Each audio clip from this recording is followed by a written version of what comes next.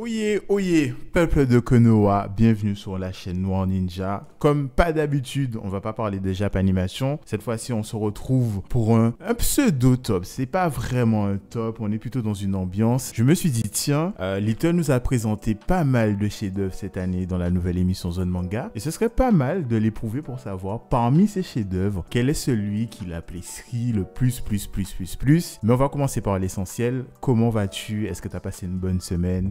Salut à toi Noir Ninja, ça va bien, la semaine s'est plutôt bien passée. J'espère que toi aussi de ton côté, j'espère que tes viewers se portent bien également. Normalement, mais ça ils vont nous le dire dans les commentaires, mais globalement moi ça va. Dès qu'on parle de manga, animation, même si ça n'allait pas avant, ça va toujours mieux. Pendant et après. Le manga c'est la vie.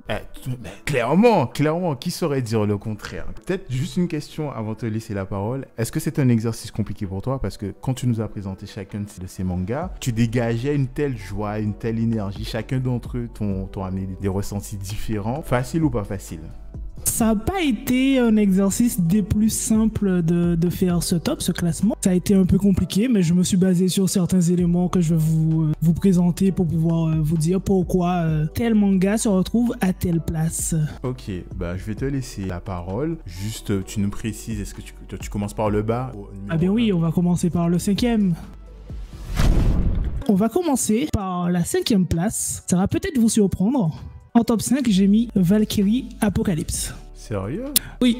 Mais pourquoi j'ai mis Valkyrie Apocalypse en top 5 alors que c'est un excellent manga? C'est parce que pour le moment, c'est un énorme tournoi. Magnifique comme tournoi, avec des combats insane, des images qui sont à couper le souffle. Mais pour le moment, il n'a pas encore développé toutes les idées intéressantes que je voudrais qu'il développe. Et je suis sûr que l'histoire qui va venir sera très bonne.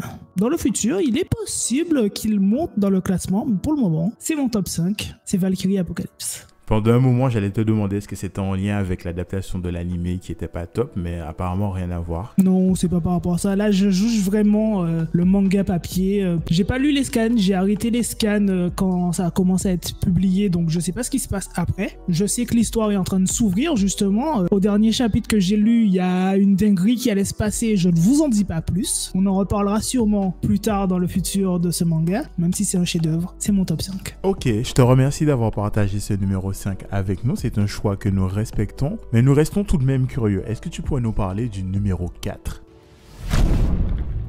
Pour le top 4, j'ai très longtemps hésité. Ça a été compliqué, mais j'ai décidé d'y mettre Solo Leveling. C'est un chef-d'œuvre visuel, c'est en couleur, il y a des combats dantesques, c'est une histoire très intéressante. Mais par rapport au top 3, il y a un truc qui manque. Il manque d'une certaine, les gens vont trouver ça bizarre, mais d'une certaine maturité, d'une certaine violence visuelle par rapport à celui que j'ai placé en top 3. Quand vous saurez c'est quoi le top 3, vous comprendrez un peu plus pourquoi. Mais c'est excellent, mais il lui manque encore un peu de sombritude. Exactement. C'est plus le manga version, pas forcément enfant pour le genre, mais qui sera lisible un peu par tous, on va dire. Donc c'est pour ça que je l'ai placé en top 4. Et c'est là qu'intervient donc le numéro 3. Qu'est-ce qu'il a de plus finalement que les deux précédents? Et qui est-il surtout? Et oui, le numéro 3, le premier à mettre le pied sur une des marches du podium de ce top, c'est Jagan. Il a tout cet univers visuel qui l'accompagne. Il est très beau, c'est très bien narrativement, mais en plus, il aborde, comme je le disais quand j'ai parlé du manga, des thèmes forts. Il y a une violence à la fois visuelle dans le manga, mais il y a aussi une violence psychologique. Il aborde toute une multitude de thèmes qui fait que son histoire est sombre et le récit éponyme de l'anti-héros est poignante et nous donne envie de continuer, de savoir ce qui va lui arriver. C'est pour ça qu'il est en 3e position de ce top. C'est une œuvre que j'apprécie énormément. J'avoue que là ça me rend curieux parce que de ce que je sais, bon, moi je connais pas le 5e élément, mais Jagan pour moi c'était celui qui était visuellement le plus hardcore, donc du coup je suis curieux pour les 2 prochaines places. Je te laisse parler du numéro 2, ça m'intrigue.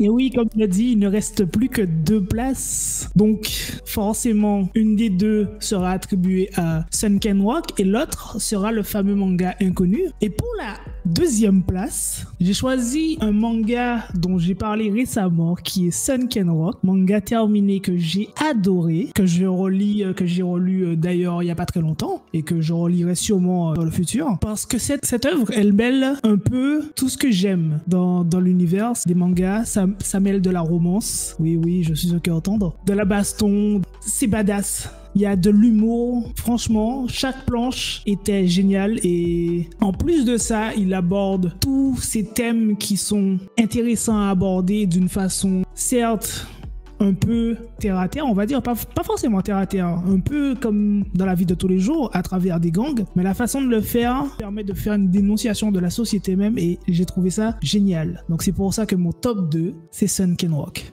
Ok, je vois tellement pas quoi rajouter, c'était tellement bien dit, si ce n'est qu'il n'y a jamais de petite pub. Si vous êtes intrigué par l'un des 4 mangas qui nous ont été présentés, comme l'a dit Tel, ce sont des mangas dont il a parlé sur la chaîne, dont vous retrouverez tous les liens en description. Donc maintenant qu'on va fermer la parenthèse de la publicité, on peut pleinement se concentrer sur cet inconnu qui s'est hissé a priori à la première place. J'en dis pas plus et je te laisse en fait tranquille nous parler de ça. À la première place, l'œuvre dont je vais vous présenter, c'est une œuvre dont m'a parlé un ami qui s'appelle Titan et que j'ai lu il y a pas très longtemps en vrai, et ça s'appelle Im Great Priest Imhotep. On va pas trop spoiler ce qu'est Im parce qu'on en parlera sûrement dans une zone manga qui lui est dédiée, mais en gros, pour faire simple, cette œuvre se tourne autour de Imhotep justement, un grand sorcier qui il y a 3000 ans avait été scellé par ses pairs à cause d'une erreur faite à ce moment-là. Et 3000 ans plus tard, il a été décellé et on le suit dans son combat et dans son aventure en quête de rédemption. Et ce manga est un pur chef-d'œuvre, encore une fois. Ça revient assez souvent, je sais. Tu crois? Ouais. Mais j'en reparlerai dans le zone manga plus amplement et c'est une œuvre qui est terminée, que j'ai surkiffé, que j'ai déjà relu cette œuvre 2 fois et je suis en train de recommencer la lecture du manga actuellement au moment où je vous parle et ouais, je surkiffe. Et c'est pour ça qu'elle est en top 1.